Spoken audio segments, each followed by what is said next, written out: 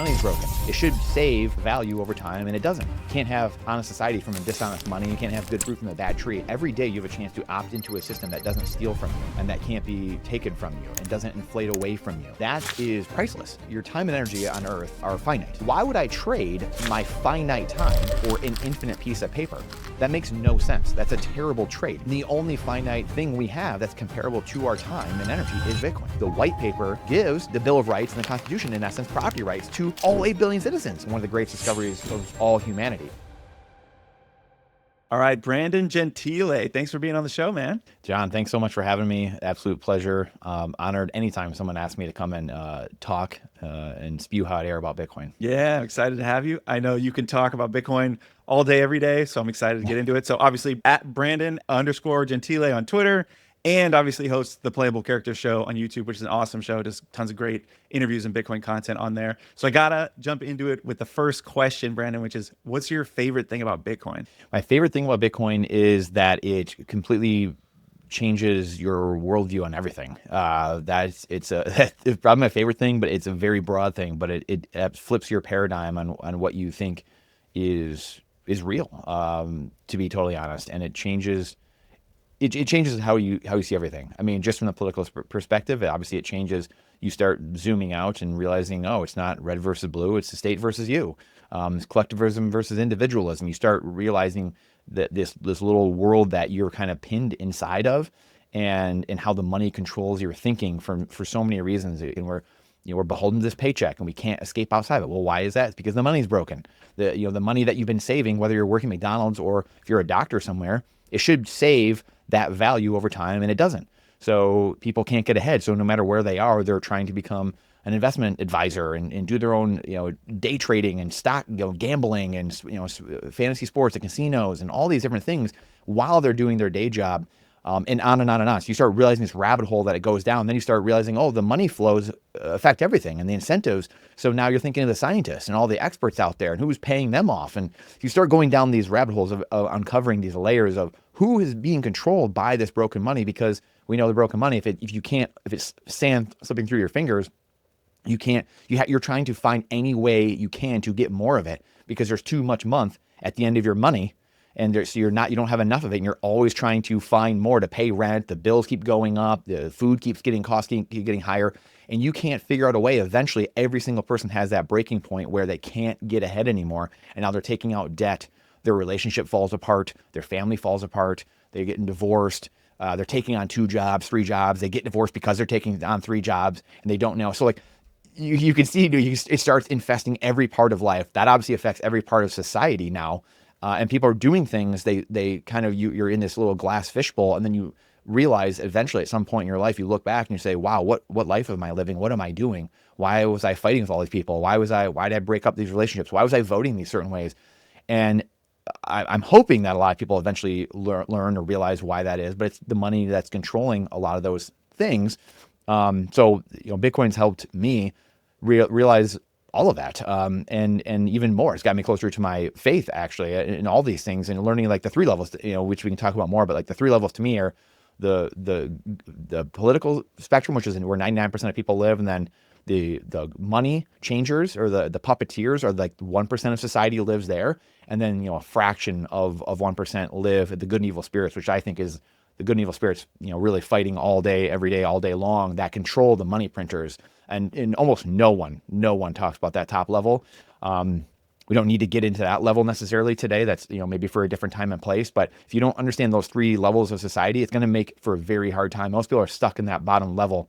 And so to your question, that whole pyramid, that structure, that 3-level simple structure is really what was illuminated for me over the last 10 years of really understanding Bitcoin. And maybe even 15 years ago when I started understanding after the great financial crisis, understanding gold and silver, the money changers, or the central banking, creature from Jekyll Island, all these things that started me down this path. That 5, 6, 7 years later, in 2017, I started getting into Bitcoin, started reading and understanding Bitcoin, and became very became very obvious quickly that, holy cow, like this is the answer to so many of the issues that we all fight over, politics, the problems that people have, the whatever it is, government assistance, government growing out of control, the debts, all these things that we deal with, and it starts being solved by the money storing that time and energy that people worked for. And then also people feel more charitable because now my money is going up in value over time. So they feel more charitable. They can go do more with and help other people. I mean, you can see how like all these things are infected because of money being broken and incentivizing really this opposite way of living of like we're at the top of the river. I always explain as the top of the river, and you punch a hole in this factory, this oil drum, and you infect this river 10 miles down the river. Everything's infected and polluted.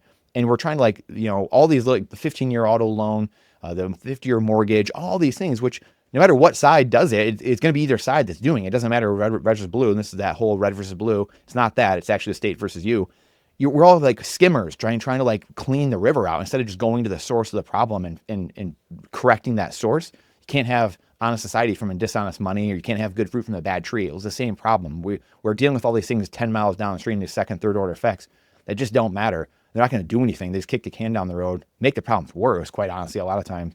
And here we are. Well, speaking of making problems worse, the 50-year mortgage to me thing came out recently when we're recording this. That news just came out. How is this not such an obvious symptom that fiat money is dying? It's like you couldn't afford a home, so you needed a 15-year mortgage. Then you needed a 30. And then you needed a 40. Now you need a 50-year mortgage just to afford shelter. It should just be like a glaring red sign that like fiat money is broken and dying and just literally doesn't work. Takes something like shelter and turns it into something that nobody can afford. Like you're saying, one of the negative externalities of broken money that degrades society to a large degree. And even take it a step further with, I think one of the things that I was talking about with the Bitcoin Way guys, we were talking about the penny. I think they've officially stopped making the penny now this week. They just announced, which was like a marketing thing that Trump threw out there like a year ago. They're going to stop certain coins being made and whatever. And it has to bring up like multiple questions to the average person of, number one, like how do we not need the penny anymore? And again, like I guess there's a digital component, also a reason that Bitcoin will probably win because we're in a digital world. So like you should ask a question of like, why don't we need the penny? But then really quickly someone would say, well, we're digital now. Well, duh, like we're digital. So we need a digital honest ledger. Hello, Bitcoin. But then on top of all that, the third question would be, well, what are we doing with all that savings? Like this is where I think the younger generations, I'll call it like 40 or 45 years and younger, aren't going to put up with this lack of transparency anymore in society. This is where Jonathan Gruber, who I believe is an MIT professor now, still to this day, he's the guy that was the Obamacare, he's coined as the Obamacare architect. And you remove Obamacare, you can just say Affordable Care Act. Again, this knows no side of the red versus blue, but it's socialized medicine. It's the government taking over the state taking over these private companies or private industries. And he was the one that famously said like a year or two later, like, yeah, the American people are too stupid to know, like we had to shove this down their throats because they didn't know what was good for them. And it wasn't good for us. It was good for him. It was good for the people at the top. That's the thing that goes unseen and unnoticed. And this is what you start really uncovering once you start learning Bitcoin and learning finite money and deflation, how it is works in comparison to inflation. The only thing we know is inflation. Well, you never get taught the other side of the coin, which is deflation and neutral money. And so all these things, like these are the guys that are running the world, still teaching the kids of the world. And they don't believe a lot of what society believes, at least in my eyes. And I won't be able to find many people that believe how they think. And so that just goes to show you what's actually happening. Where I'm going with all this, though, is the lack of transparency. So Jonathan Gruber talked about the lack of transparency being a great political tool. Well, it's politics. And if you want more politics and that's what you love in your life, you love arguing and getting nothing, being done or solved in your life, then have at it. Like you use that political currency, use that dollar even more. Don't get into Bitcoin, keep using your dollar because that's what fiat is. It's a political currency and needs political hot air and a bunch of, desk jockeys telling you, voting and the charade of like what's going to happen back and forth. And so that's the world we live in. And the point with all this is that where's that money going? That savings from the coins not being made, like to your point, the thing just being kicked down the road, where that savings of 5 billion, 10 billion, whatever that cost, that savings is, where does that go? Where is that going? And no one knows. No one's been asking that. The Pentagon hasn't passed it on for 10 years. And we could go down the list. I mean, John and I can make a list, I'm sure, of dozens of entities in the government that can't pass audits, but yet we don't know where the money's going. I don't think the younger generations are going to put up with that much longer. And so that to me, like you look at the 15-year auto loans and the 50-year mortgages, this is, again, a symptom of we should be cleaning out society and getting out the gut rot, but we're not. We're kicking it down the road. We're the addict under the bridge, taking one more hit, just like, well, one last time. And we won't take our medicine. And it's going to end up worse and worse. Every time we do this, it just ends up worse and worse. We steal more prosperity from the future, pull it into the now, and it will make the cataclysm, it'll make it all the worse as we go forward here. And for whatever reason, people just, they're slowly waking up, but I just thought it would be much faster. I thought after the GFC and after 2020, after numerous elections in 08, 12, 16, 20, like 20, I mean, I figured these things would happen much faster, and people just whistling by the graveyard, and we shall see. But it is definitely kicking the can down the road, like you said, and it's not going to end well. Like, why would you want to be in bondage for an extra? Now, granted, we're in a debt-based system, so getting into debt is actually kind of the name of the game to a degree, but that's like the 202 level, so I don't know if we want to go there necessarily, but just for the average person, you shouldn't have to get in debt and get into bondage the rest of your life in order to get a mortgage. So it's a symptom that the money is broken. It should be telling you the warning signs. Hey, the money's broken. Something's broken here. Why do we keep having to do this? So, well, sometimes I'll sort of steel man the idea of Bitcoin, try to steel man in my own mind to make the arguments against it. So one of them, I was thinking about this idea of, well, what if we're wrong? What if Bitcoiners are wrong? What if sound money is not the right answer? What if Keynesian economics is the answer? What if you have to print money as the economy grows in order to have enough units to go around, or whatever BS they say is the reason? If that's true, then eventually we're going to stop printing the nickel.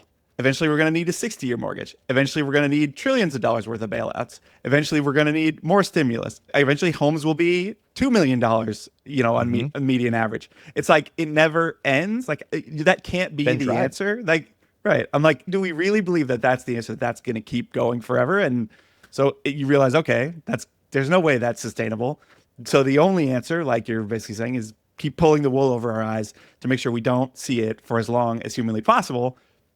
The game of the money printer has to keep going to keep things alive as long as it possibly can until, who knows, but I do think, as we probably believe, thankfully, Bitcoin is the thing. Even if in society people won't willfully or volitionally, rip the rot out, Bitcoin is the thing that's going to come in underneath and start to clean the rot out, regardless of whether anyone in positions of power or political power will choose to do it voluntarily. It's wild because I just talked to some people recently, family and friends, and they get it. They're like, well, you got in early, like you made a great choice, and yada yada yada. And it's just like, guys, this never goes away. You're opting every day. You have a chance to opt into a system that doesn't steal from you and that can't be taken from you and doesn't inflate away from you. And that is priceless. There's no amount of fiat or dollars you can put on that system. And that's what I think people are going to continue realizing. There's a video from 3 years ago of the FDIC. The FDIC, so anyone in here in America, the Federal Deposit Insurance Corporation, which is supposed to be part of and I forget the acronym for the Deposit Guarantee Corporation or whatever it is, but there's so many of these entities, right? Which governments, newsflash, they aren't there to create value for society. That's not how government works. They're not there to create a profit and create value for other people and produce goods and services and decide to lower the cost for the average person. There is nothing. We're just bloating, and now we have to pay more for government employees because there are more of them, and they're not doing anything. And so these are like these really polarizing things that people don't want to admit. I'm sure there's people like that feel weird that I'm saying that. This is what the founding fathers of America knew. This is why they created such a small, limited government, because they knew inherently government is a necessary evil for a civilized society. We're in this world that is completely upside down and backwards because, again, broken incentives have led us to this place over decades of time. That's what's so hard to see. We're the frog in the boiling pot of the layers and layers of broken decisions because of broken money that incentivize those dumb decisions. And so it's very hard to see for the average person. And so the people that I was talking to recently, again, they were just like, well, you made a decision. Well, he's like, you can keep giving energy to the system, which you admitted to me that it's broken. There's so many things wrong. How do you? And I'm saying, hey, there is a way now. Like we discovered fire. Like at some point, someone had to realize, Jim has fire over here. Like maybe I should adopt that. But we're kind of going around and just acting like, hey, Jim, like that's a really cool thing you discovered over there, but I'm not going to use that because you got it first. Like that's literally what people are saying. Like, hey, this Bitcoin thing, that's amazing. And like, I get it, but I'm not going to use it because it's just like too good. It's too good to be true. It just, so I'm just going to bury my head in the sand. I'm going to go back to using this thing that steals from me all the time. Again, it's like the guy who's not going to use fire and he's going to sit there and, try to breathe hot air onto his wife to keep her warm instead of building a fire and using this Discovery gym. It makes no sense. Absolutely no sense, John. Yeah, I love this idea of people being like, I can't buy Bitcoin. I'm too late. And that partly comes from the framing of buying Bitcoin, right? Mm-hmm. Versus what you just said, which is adopting a new technology. So Bitcoin is not an investment that you buy. Bitcoin is a new form of money that's better than every other form of money that's existed before it. So when you frame those two things against each other, it's not like, I'm too late. I can't buy Bitcoin. I'm too late because of my ego doesn't want to be buy it after people who got there before me, right? Yes. But like you said, change the framing. Are you going to be the Luddite who's like, nah, I can't adopt fire. Somebody else got it before me. Can't drive a car. Other people been driving. Not going to buy an iPhone. Buddy's already got one. Like, I'm too late. That's the framing that people get so mixed up in. And to, what you said already to some degree of like why does it take people so long to wake up to this? They have to see the problem. They have to understand the right framing of Bitcoin. I do believe we're still very early.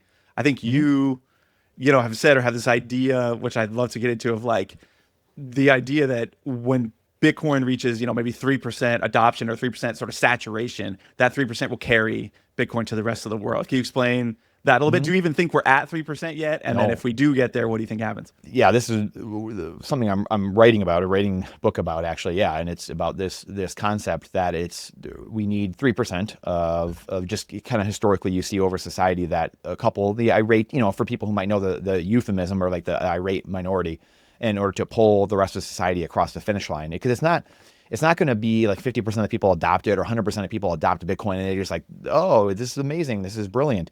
You can talk to a lot of even the OGs of Bitcoin, right? I remember having Pierre Rochard and talking to him at one point, and he was like, yeah, when I saw in 2012, I was just like, wow, this is great. Like the next year or so, like people are going to see this. It's going to be brilliant. We're going to show it to the world. And this, he's like, cutscene, here we are, 10, 12 years later, whenever I was talking to him. And so you realize that, again, it's going to take a while. To your point, we're very early, very early. And I'll give you some context as well to go further on that, how early we are. And I'll come back to the 3% thing. But I look at like the Orange Pill app, which is now Club Orange, for any Bitcoiners who know that space, the sponsor of our show now, which is, awesome guys, Brian DeMint and Mateo, awesome guys. And a great way for Bitcoiners to connect with people because, again, cutscene, community is the number one aspect of a financial situation or of a survival situation. So, or a financial situation. Community is what brings you up when you are lacking in something, because we don't know. Are we going to be lacking when something hits a fan? Are we going to be lacking in food, or is it going to be something to barter with, or firearms, protection, security, like warmth? Like what are we going to be lacking? Well, your community builds you up. And so the Orange Pill app, or going to conferences, or doing things like you and I are doing now and building relationships together, is huge because you're building with like-minded people. So that's the first thing. Well, Orange Pill app is now Club Orange. They're a great way of doing that. In saying all of this, Club Orange has about, just under 20,000 members inside of it. And so my reason for saying all that is you think about like those are pretty hardcore Bitcoiners. Like if you're on Club Orange, you're probably a pretty hardcore Bitcoiner. Well, that's only 20,000 people that are on that. And you look at 8 billion people in the world. And then you could say, well, they're not to all the Bitcoiners of the world. Okay, well, double it, 5x it, 10x it. Well, just let's say there's 200,000 people in the world that might want to be on Club Orange or the Orange Pill app. And so you start seeing the numbers. If you divide 200,000, or I was trying to even do the numbers of like 200,000 or 800,000 divided by 8 billion. Even I think like 800,000 divided by 8 billion is like 0.00001. It's like 3 or 4 or 5 zeros, and then 1. So we need to get 3%. So that shows you how early we are and the work we have to do. Now, is all the work need to be done by John and Brandon and Jane and Sarah? No, it's going to be Trudeau, freezing truckers' accounts. That orange pilled a lot of people. It probably orange pilled, 100,000 people right there, 50,000 people. Then it's going to be the next thing. And then it's going to be this stupid thing that happens. And it's going to be price going up a bunch. That's going to orange pill another 50,000 people. It's like, we're going to keep chipping away, and there's going to be these huge like quantum leaps over time. And then zooming out again, this 3% is like the American Revolution for, again, a lot of people that I'm sure generally watch your show are American. And for anyone familiar with the Revolutionary War, it was only a couple % of people who picked up the musket and said, hey, I'm done with this. We're not doing this anymore. And Most people are apathetic. They're indifferent. They're apathetic. They have their heads in the sand. They're British loyalists, whatever the reason was. They were too far away. They didn't know what was going on at that time or whatever it was. It was just like, oh, okay, whatever. So only a couple percent got up and said, I'm not. Now, were there more that were for it? Yes. But there's only a couple percent that, picked up the musket and said, I'm not doing this. And so things like this, what you're doing, the people out there like on Club Orange, the Bitcoiners out there that are actually pushing forward the circular economy. They're educating, they're writing books, they're on stages, they're doing the podcast, all these different things. Those are the couple percent in the proverbial war that we're in, and this peaceful war, fortunately, that we have of information, because now it's an information war. So end of that whole story and giving context for all that is I believe that, again, it's not going to be 50% or 20% or 100% we need to get to, because it never will be. Even the people now, almost no one knows the fiat system they're in. So how in the world are we going to teach them the Bitcoin system? We're not. I mean, most people will just be using Bitcoin. They won't know, just like now they use dollars and they don't know how any of it works.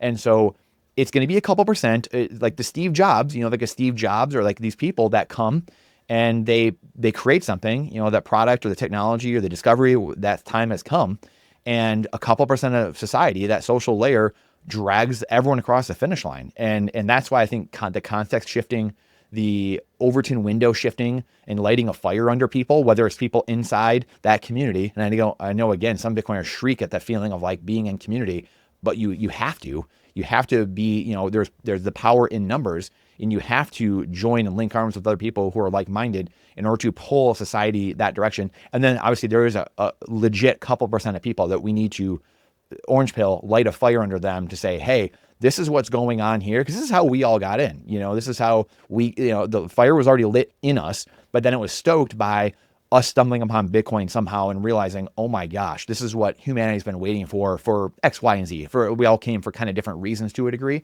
So that realization has to come for a couple percent of people still. And we're going to get there. And I think we're 10, 20 years away from it, which again scares people. It's like, oh, it's not too, but that's such a short period of time. I think it's the demographic shift that really changes. The younger generations are just not putting up with the lack of transparency. They're not putting up with this garbage anymore. And then when they start getting wealth from the older generations sunset because they're in positions of power right now, well, you're going to see this massive change over the next decade or two. Instead of sports gambling and going to the casino, all you have to do is save in money that doesn't steal from you and be a little patient. Just provide value for society and be patient.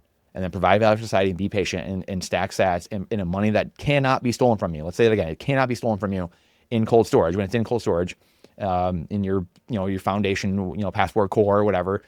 So that to me is the story of the 3% and where we're headed and what needs to be done. There's so many pieces about the framing and why the differences in the framing make it take so long and make people arrive at it so late. One of them is, like you just mentioned, well, Bitcoin's not going to do 100x overnight anymore. So I'm not going to buy that. I'm going to buy a shitcoin that has a tiny market cap that if it goes up, 500% in a day, that's how I'm going to, make money or whatever, right? Where it's like people don't We're all there. like you said, they don't want to be patient. They don't want to wait. Instead, they want to do a 7-leg parlay on DraftKings and lose, even if they win once, they will have lost enough to counteract how much they win.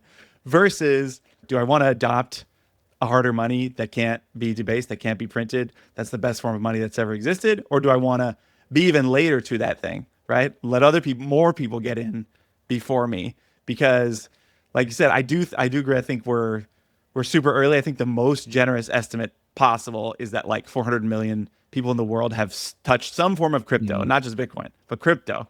And still that's, I think, 4% of the world. So maximum 4%. Right. And in reality, how many people have any real amount of Bitcoin or understanding of Bitcoin is so early. So like you can still beat 99% of the world to the hardest money and best form of money that's ever existed. Like, how do you not want to, come in and take advantage of that opportunity? It really is this framing of, I think that a lot of the framing has to be around your life getting cheaper in Bitcoin. And that's this, it is tough. It's very tough. I mean, again, no one knows deflation. We've only known inflation our whole life.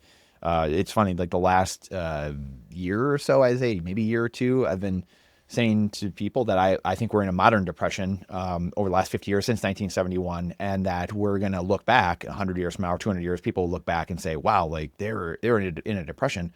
And then ironically, Jack Maller's show, I usually catch his show on, I think he does it on Mondays. And, but I think I watched it like today or something like that. I usually watch it like a day or two, a couple days later. And it's ironically was talking about, he's like, I think we're in a depression. We've been living in depression. People wonder what 1929 was like. This is what it is. And his point was he had showed the charts of which, again, many Bitcoiners have seen the charts in the sense of the dollar right now is ripping, right? Or like the asset prices are ripping in dollar terms. And that when you price them in gold, they're going like sideways to down. But and then if you price it in Bitcoin, obviously it's just like down like to zero almost. And so since WTF happened in 1971 is that website that a lot of Bitcoiners, a lot of people talk about, and they're like, haha, like look at how crazy everything since then. And it's like, that, yes, that is true, but at the same time, that is the depression. The children out of wedlock, the divorces, all the broken everything going up since then. The companies just the acquisitions and mergers and all these crazy things happening since 1971 is because we've been de-linked from reality, from time and energy, which was gold and silver at the time. Something it takes time and energy and capital to get that out of the ground. Well, now when you're de-linked from reality and you can just print stuff into oblivion, now you've distorted everything. You've broken the feedback loops. There's nothing. You can bail out too big to fail things. Can't clean up the gut rot. We're going to do 50-year mortgages and 15. You can't do that stuff in a world tethered to reality. So now we've been living through this and it's been papered over by the stock market going up in dollar terms, or it's been papered over by technological gains. We've had these gains in technology and in certain things that have really masked the gut rot of society that we're living through. Not to say that it's never happened before, because that's kind of the story of humanity to a degree for thousands of years. But you have these periods that ramp up, and the last 50 years have been a lot of that's been covered over by, at least, especially in America, really, really covered up a lot of the gut rot really around the world because of the dollar being broke and everything tethered to the dollar. The Americans are the last people to kind of see it and recognize it. And so that's why people people hate Americans. It's like, well, they don't hate America. They don't hate the Constitution or the Bill of Rights. But now we have the white paper itself, which gives the Bill of Rights and the Constitution, in essence, property rights to all 8 billion citizens. All they got to do is fire up their cold storage wallet, a phone, or a computer, whatever, and they get those property rights that only Americans really had inside the walls of America. So now you have that. If you're in Vietnam or you're in Russia or you're whatever, in Europe, somewhere, Africa, you have those same property rights that can't be taken away from you. And that's the killer app that we have now as humans, where you have that ability. You don't just have to come across the ocean, fly across the ocean to get into America. You can now have this world by having your 12 or 24 word seed phrase. And that's what the white paper was. It was basically the 2.0 version of the Bill of Rights and the Constitution. So we segued a little bit off of your initial No, dude, that is so cool. I mean, you touched on so many things that are interesting to me, but one of them, I have not ever heard it put that way. I think this is, like you said, you're writing a book about this, but that is such a cool idea and framing of like the Bitcoin white paper being the Bill of Rights that enshrines property rights for the entire world, not just Americans. Like, it's such a cool idea. I've never heard it put that way. And I think we all as Bitcoiners think that's true. Like, that is what it does. Mm-hmm. And you mentioned it being the killer app, because another thing I think about is you see, like, whether they be shit corners or whoever saying like Bitcoin has no use case, like Bitcoin has no utility. It's Where's like the utility. Yeah.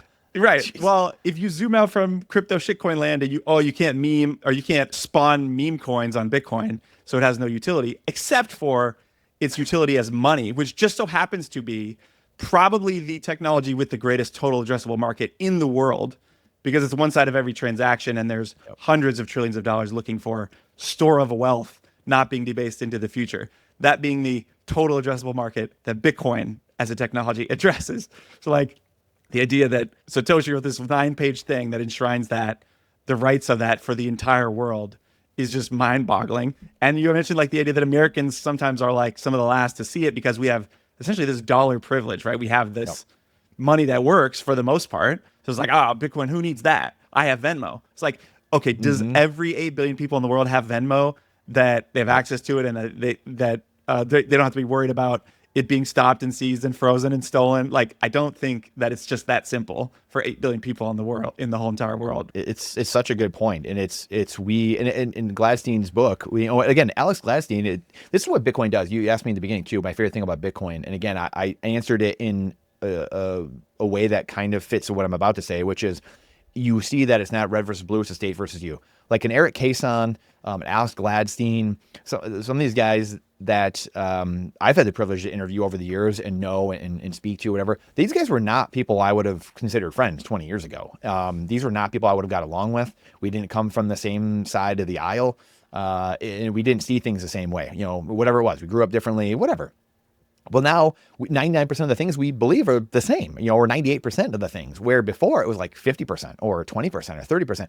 And I always had this contention, and what really struck me in like 2010, 11, 12 was that it was just like, it's wild because 99% of the people that I could kind of see, or 95%, ish, they wanted freedom. Like people want freedom, not just Americans, but people all over. And I was like, man, if you could just come around together on the Bill of Rights or the Constitution, like you would solve so many of these problems. And you might think of ways, or you might disagree on some of these ways. It happens in Bitcoin too. You disagree on ways we're getting there or things like that, but just extraneous things. But we all believe we want freedom. These are very important things to zoom out and say, hey, 99% of humans generally want to be left alone. They don't want the state telling them what to do, truly, at the end of the day. And I have other anecdotal evidence I could get into, but it would kind of lose the average person. But there's so many things I've seen over the last 15 years where I'm like, oh my gosh, like it shows both sides are thinking generally alike, but this red-blue dichotomy of people getting people to fight each other has really distracted from, again, that pyramid that we talked about in the beginning of going up the ladder and realizing, oh, the people that are doing stuff are up here, or the next level, again, that second or the level or the highest level that are really controlling things. Evil doesn't want you to know that. Let's just say that it wants you distracted, confused, in chaos, and fearful, and to not really to be able to figure out what's going on. So, coming back to what we were saying a minute ago, look, I'm a Bitcoin only guy. I'm a Bitcoiner, so that makes me a Bitcoin maximalist, sure. But I'm a freedom maximalist first. I believe though that I'm going to fight for and educate people on the fact that, to your point, John, it should be Bitcoin first. And then if you want to do fun and games after Bitcoin has become the layer of society, the bedrock that we've built our economic system on top of, then go at it. But don't put the cart before the horse. And that's the big problem I have with all the shit coins and all the other shenanigans going on out there.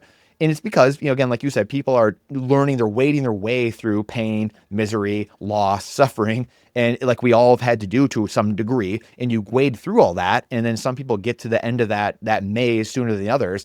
But the people that are at that end, it's incumbent on us, I believe, to go back and try to reach out to these people that are in the maze still and yell to them and put signs in the sky and they have the streamer at the top with the plane flying over like, hey, like here's the exit, like go over here.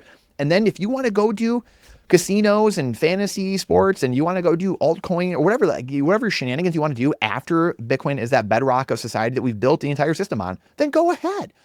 The irony of all that is 99% of people won't do things like that because they won't have the need to do that. That's the beauty of Bitcoin, the Trojan horse, is that once you have this money that can't be stolen from you, you get wealthier over time. You have more purchasing power over time, and prices are coming down and everything. You won't feel the need to do all these shenanigans. You won't feel the need to go get one more hit under the bridge. You won't feel the need to, make some ridiculous altcoin and spend your time away from your family, screwing around with this thing because you're trying to get ahead. A noble thing, trying to get ahead for your family, but you won't need to do it. You can spend time with your family, actually. Go touch grass. It's the wildest psyop we've ever seen as human beings. Yeah, well, your first answer was like how it changes your lens on everything, which, I think this whole conversation is about how Bitcoin changed your lens on things. But like you said, it changes your lens on politics, pull you out of the, everything's red versus blue.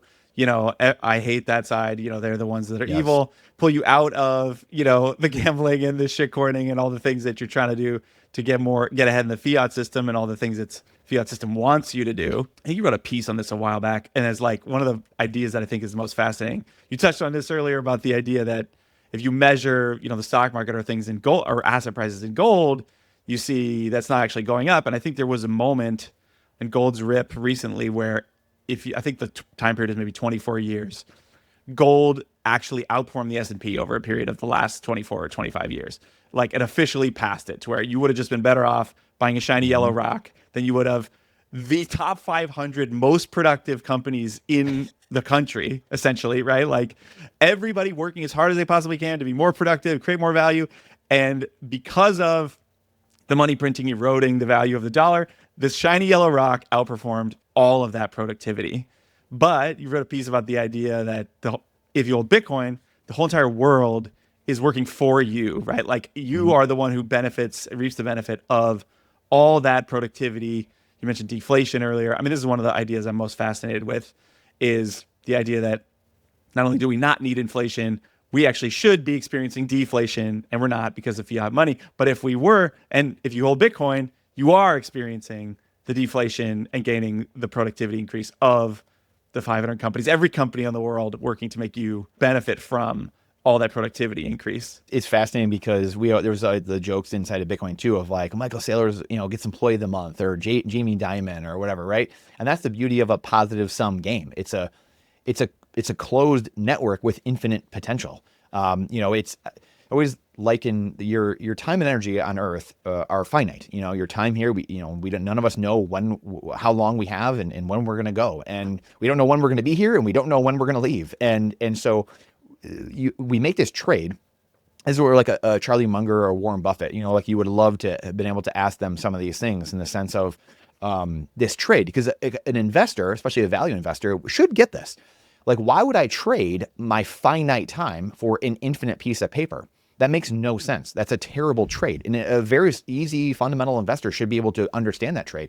And the only finite thing we have that's comparable to our time and energy is Bitcoin. And so that's what money's supposed to do. So to your point, and I'm jumping around a little bit here, but to your point, we've all become these gamblers and stock investors and all these people, because it's what's good for the goose is good for the gander, in the sense of all these guys at the top, they've broken the money. So like, hey, they run everything. So it's like, this is great. The Cantillon effect. And like, oh, we're winning at the top.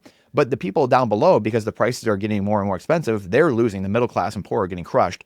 But because we don't have the money that we can just store time and energy in, then you're forced to go gamble. You're forced to go into the stock market and be a gambler and go to the crypto casino and go to all the altcoins and all these things and just go gamble your life away. And none of these people are professional traders. You can't beat the high algorithmic traders, and you can't beat people that are doing it all day long in Wall Street and all that stuff. So eventually you lose, just like the actual casino. Like you might hit a jackpot once in a while. You might hit a little win here and there. That's just to keep you, get your taste buds going and just kind of keep you coming back.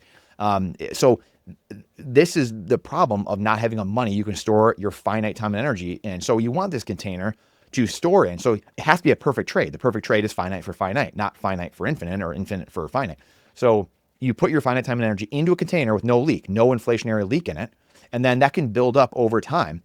And the beauty of this positive sum game, and the beauty of the positive sum game is that we all benefit from each other. So Jamie Dimon going and marketing Bitcoin, trying to get people into Bitcoin, John and Brandon doing a podcast, Eric Cason writing a book, or Jeff Booth, or whoever it is. Michael Saylor is on stage right now, I think, as we talk, possibly, or was like an hour or two ago. They're doing our job, like they're employees of Bitcoin, and we all benefit, because then people are grokking Bitcoin. They're getting Bitcoin. They're getting sound money. They're getting how deflation is important for society. They're getting these concepts. And we all benefit because the Bitcoin price goes up, or the value of it, if you want to think, in value, remove the dollar from that, the value goes up because the network is gaining more energy. The network is gaining more people to it. There's more products and services on it. So the network continues to grow in value.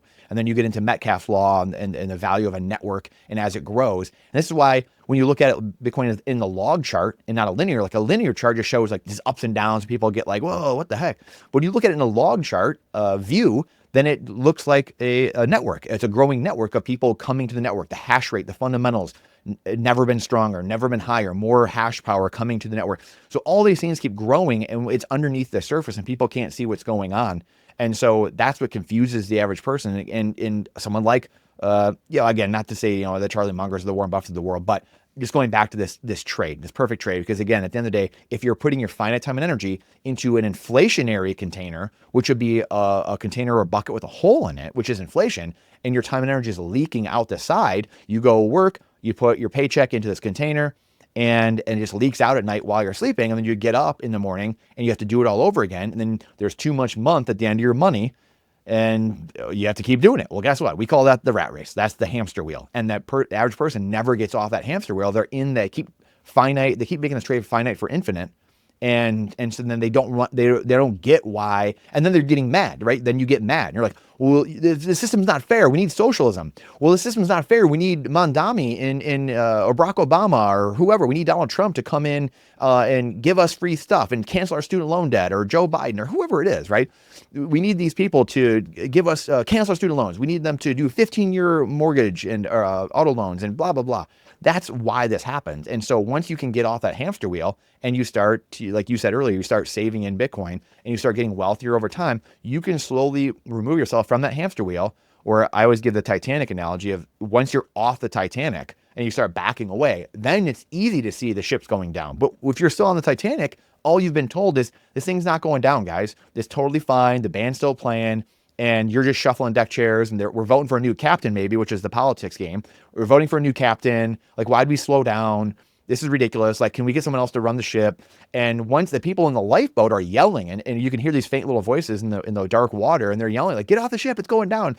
And then people on the boat are like, what are you talking about? It's not going down. It's the US dollar. It's the US empire, guys. This can never go down. You know how many aircraft carriers we have? You know, like all the things that you hear about, like, why it can't happen here. Well, then eventually, 4 hours later, which could be a century later or 4 decades later or whatever it is, 4 hours it took the Titanic, takes a long time. And then eventually it goes under the water and it all ends, whether you're in real estate or whether you're in stocks or crypto, altcoins, blah, blah, blah, whatever, it doesn't matter. It all goes down to the bottom ocean. It's all down 12,000 feet under the water. And the Bitcoiners are sitting there in the life raft. And in that time when they're like jumping off, they're still like, people are starting to jump off. And then you still have people yelling like, oh, you guys are small little asset class that's volatile in that big scary ocean. Like, what are you guys doing? You're crazy. You know, like, get off that boat, come back on the Titanic. And the Bitcoiners can see it. They're like, this is insane. And they're just the early adopters. They're the ones that can see the first signpost or two. And they're like, whoa, something's wrong. I'm out of here. I've seen this story before. And here we are. You mentioned Buffett. I think he's such an interesting example. I mean, you mentioned, like, you would think value investors would get this, right? Mm-hmm. I've seen Buffett say quotes that sound like a Bitcoiner talking about the debasement of fiat. I can post one today of a quote I have of Buffett where he literally sounds like a Bitcoiner talking about how if governments have a money printer, they're incentivized to always print more money and could take on more debt, and they will never stop doing that, and that will always devalue the dollar. He's literally said that. And I'm like, that's what Bitcoiners say. And yet Berkshire Hathaway has like $400 billion in cash just sitting there or whatever, because he can't find a good place to put it. Yet he knows keeping it in dollars is eroding its value for shareholders, which I can't square the circle on, because it doesn't make any sense. If you know that, why would you keep so much money in Bitcoin? In dollars. He's like circling Bitcoin, and he just can't quite, get there, put his finger on it, which is just a strange, weird irony to me that you can't. I guess there's you kind of said this maybe earlier, the idea that to get a man to understand something, if his livelihood depends on him not understanding it, it's never going to happen. And since he is one of the top 0.000000001% of people who's benefited from the fiat system, he's going to have a hard time going, oh, that other new revolutionary system that upends this thing sounds like a good idea. So I guess that's why some people can't quite get their mind around it. It is. It's exactly what it is. And it's tough. And this is why I go back to as well, this demographic shift over the next 10 or 20 years of the older generations sunsetting. They pass away, God rest their souls, or they are out of positions of power, or their wealth transfers down to the younger generation. So, I mean, it could be 10 years, 20 years, 25 years, I don't know, something like that. But that to me is real, where you meet the younger generation of like the 30 to 45 year olds who will start having all that wealth come to them from the older generations. The older generations will not be in power anymore. And because it's the transparency thing we talked about, I believe, where the younger generations want transparency in this world now. And then on top of that, so they want an honest ledger, not this ledger that's in a cloaked room somewhere and no one knows what's going on, what's happening. There's no justice anywhere, the 10-tier justice system we're in. And so you have that mixed with this world of like just a collapsing world around it. But then also on top of that, it's how do you, like you said, how do you teach a man whose livelihood depends on this system? And again, it's more or less of this. The last 50, 60 years have been very good overall, relatively speaking, in America, if you look across all of human history. So again, how do you expect the average person? That's why there's a lot of the boomer memes and all that stuff out there, which, yeah, rightfully so.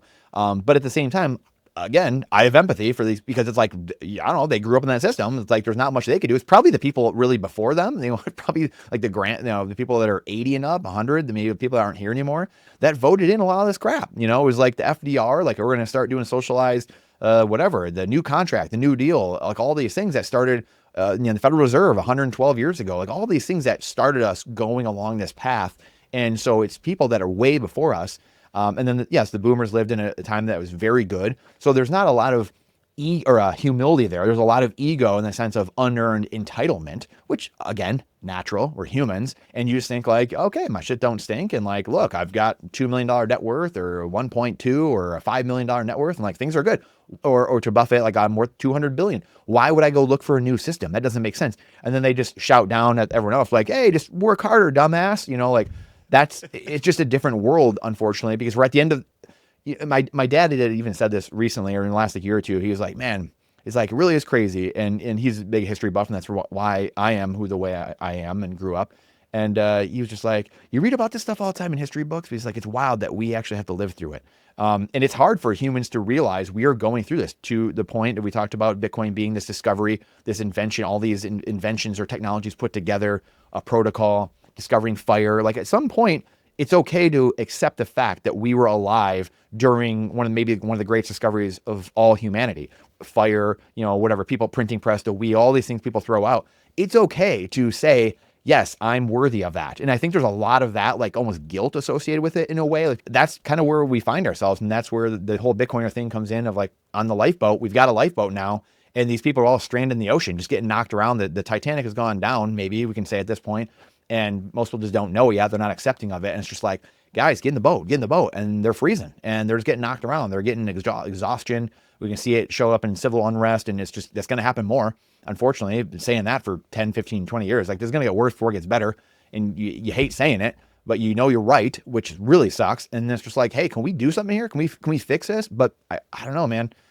I think, John, we need max pain. People don't learn unless the pain to change is less than the pain they're experiencing in life. And I will say the 15-year auto loans and the 15-year mortgages, that doesn't help. Again, like that just kicks the can down the road. And it's just this injection of like short-term, like, okay, we're not going to take this pain on. We're not going to make the change to Bitcoin. We're not going to make this change to something better. We're just going to keep this system going a little bit longer and just a little bit more, guys, a little bit more. And then eventually you have some cataclysmic event. All of a sudden it's just like, humanity changes forever because we want to take our medicine for X number of years. Well, speaking of history, I mean, I know we don't know who Satoshi Nakamoto is, but I do think it's one of the most fascinating.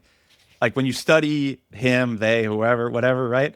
And like the creation process and some of the writings and the things they said, and you really come to the understanding that this person understood so much of history. They understood monetary history and like what makes hard money, like what makes gold money, inflation, economics, finance, obviously cryptography, software development, all these things. And they're this sort of like polymath that understood all these things to combine all that into creating this thing. And when you have that background and that history of understanding, to me, one of the biggest things that helped me finally understand Bitcoin was like learning about gold and the monetary properties of gold that made it emerge naturally as a commodity money. There was no magic entity government that came along and was like, you guys are going to use this shiny yellow rock as money.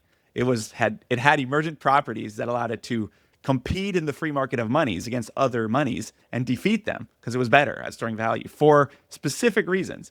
And then when you learn Satoshi engineered something to digital to have those same specific monetary properties that gold or other commodity monies that can store value have, then you're like, oh, well, then it just clicks. Like, okay, of course, barring some, totally cataclysmic black swan thing with Bitcoin, it's literally just monetary gravity. It's just like the same reason gold has sucked up value for 5,000 years. And to this day, gold can still outperform Warren Buffett and the S&P 500, despite the fact that everybody in the world already knows gold is around. You don't need to be early to gold for it to still suck up more monetary premium, and more dollar-denominated value as more dollars end up in the system. It really is. I mean, you nailed it. It's because of that currency printing. One of the crazy things I saw like 5 years ago was a chart that Raoul Pal, which I know Bitcoiners aren't a big fan of Raoul Pal, but he is a smart guy. The guy who said you should never own Bitcoin because in a bear market, you want to own stable coins, and in a bull market, you want to own altcoins. So why should you ever own Bitcoin? Yeah, I mean, and it's funny, right? I think he outsmarts himself at times, which, ironically, this is a really good point. Kind of fits in line with exactly what we're speaking, right? The humility of the maybe of the younger generation, because they've got booted in the face too many times, and the older generation, maybe there's a little too much ego and entitlement there. But a lot of, like, to me, Bitcoin's not an IQ test; it's a humility test, humility, ego. Can you remove? The Alvin Toffler book from 1970, Future Shock, he talks about the people of the future that will be successful will be the ones that can learn, unlearn, and then relearn. And you can see a lot of people, they have a hard time with that. Like, again, we go back to Buffett and some of the older generation, like, they live their whole life like this. And so you're basically to really accept Bitcoin and to not just understand, but accept it, you have to basically say, like, yeah, a lot of my life was a lie, basically. Like, a lot of my life was based off of a lie. I shouldn't say it was a lie because you lived it, but it was based off of lies. And that's very hard. I mean, think about that again. Like, again, but we've had to go through that. Like, I've had to go through that. I've realized a lot of the things in my life. I was like, what? But I'm 38 years old. I mean, I was, grokking that in my 20s or whatever, like in my late 20s and my early 30s. So there wasn't as much time. Think of someone who's 58, 68, 88. That's a lot of time to then unpeel those layers and say, whoa, whoa, whoa, whoa, were all these things a lie, or a lot of these things lies that I was told, or whatever? Michael Saylor, again, has talked about this being, a lot of the economics, most of the things we've learned in school are pseudosciences. Economics is simple, supply and demand. There you go, class is done. That's your 101 class, 202, 303. This is not complicated, right? Like, this is incredibly, like, a 5-year-old could figure this stuff out. And we've made it so complicated because that's fiat. Fiat's a political construct, political world. And so you have to have a bunch of hot air, a bunch of politics to then justify and support a fake fiat currency.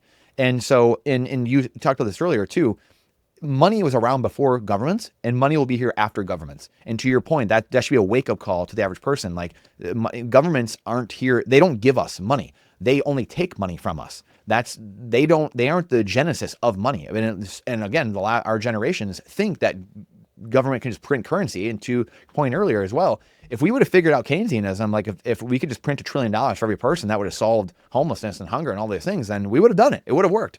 But instead we have hyperinflations. Things all collapse because that's not how it works. You have to have time and energy spent, and those units that come into existence are taking time and energy from someone somewhere. You have to have work that goes into money. And value creation comes from people exchanging value from each other, whether it's, information, or it's I'm digging a ditch for you, or I'm mowing your lawn, or I'm, making you food, or whatever it is. I'm making you an iPhone. Like, there's some value creation, and then I either barter with you. That's how it started for forever, or for a long time. And then humans figured out ways to then store that time and energy, the work they put in, somewhere else, and then move it to a different time and place, and move it through time and space, and say, hey, this is, in essence, this money here represents work I've done before in society that gave someone else value. And then now I'm going to transfer this value to you. And now you get that. And what governments have figured out, in central banks over time, is they figured out, I can usurp this. The Meyer Amschel Rothschild, the head of the Rothschilds of the 340 years ago, of I care not who makes the nation's laws, only, if I control the money printer, I control the world. And so they figured out a way to strip power from all the humans without voting for it, right? And so that's how they print this into, these dollars, these fiat currencies, into oblivion, and steal from all of the time and energy being spent in the private sector from the people through inflation, through a stealth tax that then accrues only to the top. So if you have a money that can be printed, or currency, monies can't be printed. Monies have to be worked for, gold and silver or Bitcoin. They have to be dug out through mining physically, or mining machines through Bitcoin. And that's why the altcoins, cryptos, all these other things, they don't work, because they have centralized points of failure. Whether it's like, I have 32 validators like XRP, or they have people that, control certain things, or you have different ways, proof of stake systems, where, the more you have, the more votes you have in the system. That's the current system we have now, the fiat system. Bitcoin democratizes all that. That's why Michael Saylor doesn't control more of Bitcoin, or he has more Bitcoin, but he doesn't control the Bitcoin network. He can run one node, or, we can all run one node. We all have a vote in the system. He doesn't control the network. He doesn't control the decentralization and the security of the network. He controls some Bitcoin that are on the network, some, what he is holding, just like you and I, but that doesn't give him ownership of the network, or control over the network. And that's the huge, again, one of the killer apps of Bitcoin. among some other things, the hashing, SHA-256 or the difficulty adjustment, some of these different things. That's one of the huge things, and it still confuses so many people. I was just explaining it this week to a couple of people that were asking really good questions, but they're just kind of getting into Bitcoin. And they were like, well, doesn't the government have a lot of it already? And, stuff like that. And you start realizing, again, it's a humility play. You realize how far we have to go with so many people. And it's really this humbling thing where we have to come down and lower ourselves down to where we were when we started, and then start building up from there with other people as well. So anyway, that's it's fascinating to me, just that this whole thing is, I think this is really, really important. Again, just the money, the time and energy we have, and then that value creation between humans. This is how we transfer money, or money is how we transfer that between humans. And it comes from value creation. It doesn't come from the government. Money was here before governments, and it'll be here after governments. Yeah, well, we talked a lot about how early we are, right? So one of my things is like, we have no idea how long this is going to take, how much up and downs there'll be along the way. But what are your generalized thoughts on the future? Whether that be the fiat denominated price of Bitcoin, or how much longer it takes for us to see more adoption, sort of where's your head at on that? Yeah, so I'll start off with what I touched on earlier, in the sense of, I think it'll be 10, 20 years of real hardcore shift in that we're going to see here because of this demographic shift. And I always joke, but I'm also serious, that I'll know when we have hyper Bitcoinization, because I'm a real estate guy, so or was a real estate guy for 10 years and love investing in real estate and apartments and things like that. So I always say I'll know we're in hyper Bitcoinization when I can pay my contractors in Bitcoin. They're asking for Bitcoin. Their residents are paying me in Bitcoin. They're paying the entity in Bitcoin at an apartment complex. That's when I'll know the society's healed. That's really kind of the end game to me. And I think that'll be 10, 20 years from now. I think again, it seems like a long time away, but it's not, like that, this goes back to like, I missed it. You guys got in at the right time. Guys, that 10 years is going to pass whether you like it or not. So what did you do with those next 10 years? I mean, start today, you look 10 years out. I mean, do it now. Look today and then look 10 years back. That 10 years, that passed. So what did you do in that time period? Well, you can make a decision today. You can differentiate what you're doing now going forward in the future. But it starts now. It's the old saying of, what's the best time to plant a tree? It was 30 years ago or today. And so, make the decision now. Choose to use something that doesn't steal from you. Choose to use money and build in that world, educate on that world. And so the thing I can say is that I think that's the time frame of a lot of hyper Bitcoinization happens in the next, decade or two. But I do think the end game, I tend to be that Bitcoin is money. I don't tend to be, like, I believe Bitcoin is money. It's the best money humans have ever discovered. So I believe it's got to account for all the money in the world. And I think it has to account for all the asset valuation and denomination in the world. So the only thing is, I don't know what that looks like. So the people, you have like a Jack Mallers who says it's 450 trillion, it's one half of every trade, which makes sense. You have the Jeff Booth who says it's all 900 trillion of all the assets in the world, all that accounting for everything in the world. So if it is money, then it has to account for every single one of those dollar accountings of all those assets. I don't know how it fleshes out, but I think that's the end game. And so, like, I don't know what variation of that necessarily is. I'm trying to think of how to say that best, but the end game is, it is money. Money converges to one. Bitcoin will do an accounting for all of that money, all of that value in the world at some point. It could be 50 years from now, or 30 or 20, or it could be 100 years from now. But that will happen in my eyes. But I still think we're still going to have governments, around the world, that in certain places we're going to have governments collapse and fall, I think, over the next 10 years, 20 years, 30 years. I think there'll be some crazy things that happen there. And we're going to have governments that try to do wacky things with currencies, new currencies, CBDCs, the universal basic income. I mean, you look at like Argentina's had like 6 currencies in the last like 30 years. Zimbabwe's had a couple currencies in the last 20 years and 1 or 2 hyperinflations. I mean, what are we doing? So, I mean, if we think that governments, aren't going to still try to play some funny games in our lifetime here, then I think we have another thing coming. But in saying that, Bitcoin, again, TikTok next block, every 10 minutes, it keeps doing its thing, and every block, it just keeps chipping away at the old system. And that's why I think it does happen faster than any of us really think, which, again, it's not tomorrow, but it's probably in the next, decade or two, next couple decades, where you have this truth-telling machine over here next to this fiat clown world. And the more that people are educated on that, the younger generations that already, I mean, again, my children, a lot of children I know, the Bitcoiners children, they know Bitcoin. They know what money is. They know what real money is, and they know what fake currencies are. They know the difference. So what do you think happens 10, 20, 30 years from now when they are in their teens, 20s, 30s, and having families? They're going to know. They already were built with this knowledge, and like none of us were. Like we had to learn these things over time. They already know that. And so that's why I look at like the younger generations versus the old. And so I think that you're going to have this accounting, and that's where it becomes this unit of account, accounting for that old system. And again, it has the properties, and that's what we have to remember.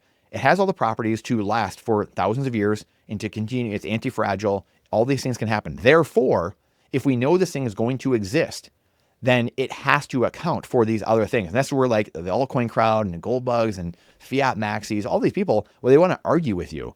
But it's first principles. This is not hard at all to figure out. It's going to exist. There's nothing you can do about it. Therefore, A plus B equals C. It's going to account and be a mirror exposing all of the BS on the Titanic over here. This lifeboat will not go away, and it's going to keep exposing this. So what do we think is going to happen at that point? And then, again, that's where I'll kind of leave it to the viewer a little bit. I think it's accounting for the whole system, the time and place of that happening, and what that accounting looks like. But at the end of the day, it's money, and money converges to one. Therefore, what do we think it's going to do at the end of the day? It's going to be either one half of every trade or account for all of it, somewhere in there. That to me, it seems very obvious, even from 8-10 years ago when I really started getting it initially. And that's where I go back to Hal Finney too. The last thing I'll kind of say on it, Hal Finney talked about this, right? It's binary. And that was at what, 2010 when he wrote that, I believe, in the Bitcoin Talk forums, and he said this thing's either going to 0 or it's going to 10 million. And so that's where, even early on, it's like, hey, if this thing stays decentralized and secure, which, it has still to this day, 15 years later, and it's still rocking and rolling, staying decentralized and secure, the social layer, protecting it and doing things. And we're always going to have infighting and battles and things which is good. It's healthy. These things are good because it's an anti-fragile network. And then we know, therefore, it keeps going. Well, if it's not going to 0, where do we think it's going? And the bottom is 0 for fiat. All fiat currencies have gone to 0 forever in all of humanity. This has always happened, every single one of them. So the inverse of that is infinity. And that's why you have the infinity divided by 21 million, Knut Svanholm stuff. And you have there's no top to Bitcoin because there's no bottom to fiat. Well, the bottom's 0. And so the inverse of that is infinity. So that, again, do the math, figure it out. People can figure out on their time horizon what that's worth. And again, I'll wrap it, I guess, with, my world, I can see in the next decade or two, next couple of decades of, hey, you can go buy, because again, when dollars don't exist, you'll be trading Bitcoin, you'll be trading your sats for something, right? For goods and services or whatever. And that's for me, like, I'm excited to go back into the real estate world and go buy an apartment complex for 0.1 Bitcoin or, 1 million sats or 10 million sats or whatever it is, 25 million sats buys me a 300 unit apartment complex. And then it's spitting out, whatever, 100,000 sats per month in sats flow or whatever. That's hopefully kind of answers the long-winded way of kind of the next few decades. No, for sure. I think that on a day or a week like this, where like price is down a little bit, people are like, 5% down, 10% down, it's under 100K, whatever. The perfect message to like come back to is, no, if you understand the properties of Bitcoin and you understand the history of money, A plus B equals C, This thing is a black hole. It will suck. It has the monetary gravity. It's the tractor beam that will suck up the monetary premium out of other stores of value. It will suck up every other form of money. As gold has defeated many other forms of money throughout 5,000 years. And the time horizon is, if this happens, if it takes 20 more years, that's 36 years, is a blink in the entire history of monetary history for Bitcoin to start taking over that much of the world's monetary premium and value in that short of a period of time is literally, basically, essentially a miracle at that point. Literally. We could keep going, honestly, for days and days and days. I love talking to you. There's like pages of notes that I took on things that I wanted to circle back to. So I might have to invite you back to do it again another time. Sure. But yeah, this was dope, man. I appreciate you taking the time. Thanks so much, John. I appreciate it a ton. Yeah, this flew by. We'll have to do it again sometime soon because we could keep going forever. I appreciate it a ton, man. Yeah, for sure. No, I thank you. Everybody follow Brandon on Twitter. Follow Brandon, the Playable Characters Show on YouTube. And thanks, man. I appreciate you taking the time. This was super fun. Thanks, John. Bright orange mission.